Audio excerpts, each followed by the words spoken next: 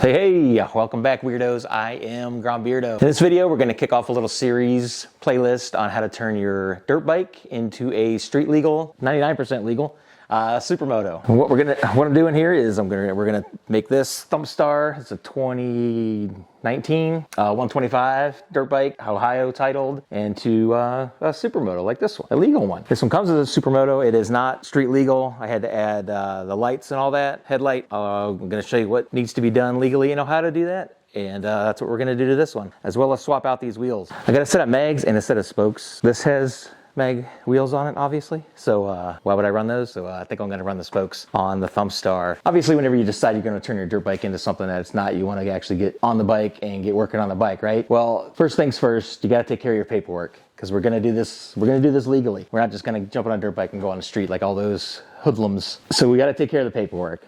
Let's take a look at what we've got. Ohio is a pretty awesome state when it comes to doing this. When you buy your dirt bike, you're gonna get a certificate of origin. In Ohio, if the dealer is also an Ohio dealer, since 1999, those dealers are required to issue you a title. I fought with these guys on this for almost 2 years, but I finally got a title. I had to get the freaking district attorney involved to get them to do their job. A certificate of origin is not a title. I don't care what state you're in, it's not a title. Careful when you're buying stuff. If you purchase your bike new and you get a certificate of origin from a dealership that is not in Ohio, you may be able to get a title.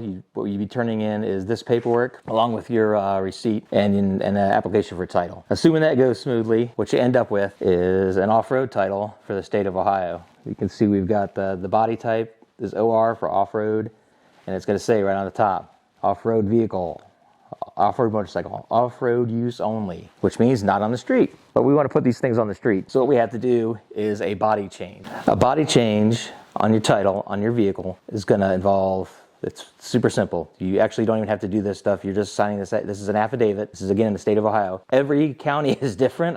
This is Medina County. I couldn't find hardly anything online for other counties except for Cuyahoga. But every state, every county has, like, this affidavit is different. So that's going to give you a lot of leeway when it comes time if you have to if you get tied up in court or something like that. Get a copy of the affidavit that you sign when you go in to get it changed, because you're going to take your original title. You're going to walk in there and say, yo, what's up? I changed my vehicle to a motorcycle, so I need to do a body change. I need to sign a affidavit and do a body change to a motorcycle.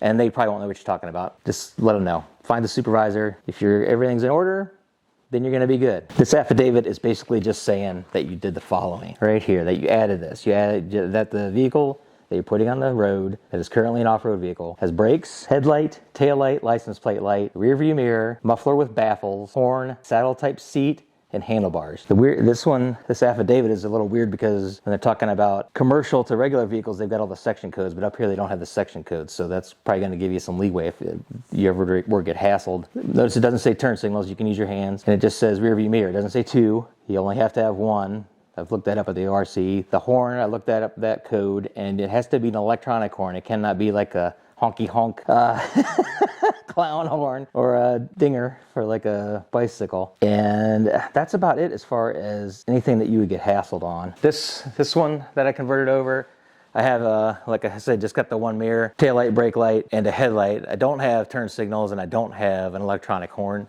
The horn is the only thing on this that anybody could give me shit about. So when it comes time to do yours, don't worry about it. Make sure you got the bare minimum. If you got a plate on it and you got a mirror, you don't have to worry too much about the horn. If they pull you over, if they see a plate on it, then they're gonna be able to run it. But if they can't see a rear view mirror, they may pull you over for that. They can't tell if you have a horn or not, so don't worry about that. I'm not worried about it anyhow.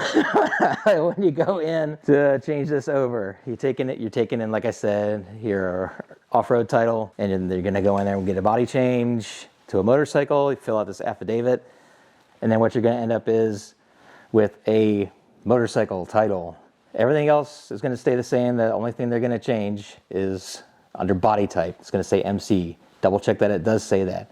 If they ask you about mileage, you're not required to have an odometer. Nothing on this sheet says anything about an odometer, tachometer, speedometer, buddometer, nothing. Just tell them it's got 1 mile on it, and don't let them hassle you. Eat a bag of dicks if they can't freaking understand what you're doing. So once you get this, you're good. You can take this over. Once they print this out, it's gonna say replacement. just because it's not the original one, you replaced it with this one, which has a change, because they document all the changes. Once you have this, you can take it over and get plates for it. And technically, you can put plates on it and not do any of the stuff that you're supposed to be doing to it. But you need to do that, otherwise you're gonna get pulled over. So don't be a dipshit. That's pretty much all it comes down to in Ohio as far as the paperwork goes.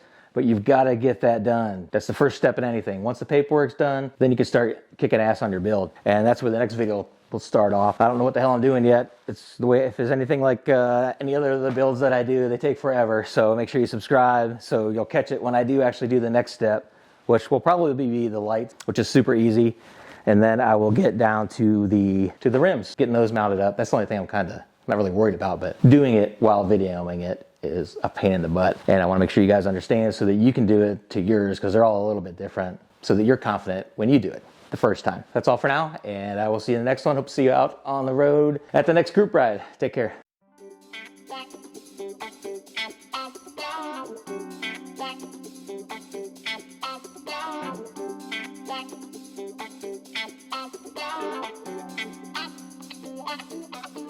Yeah.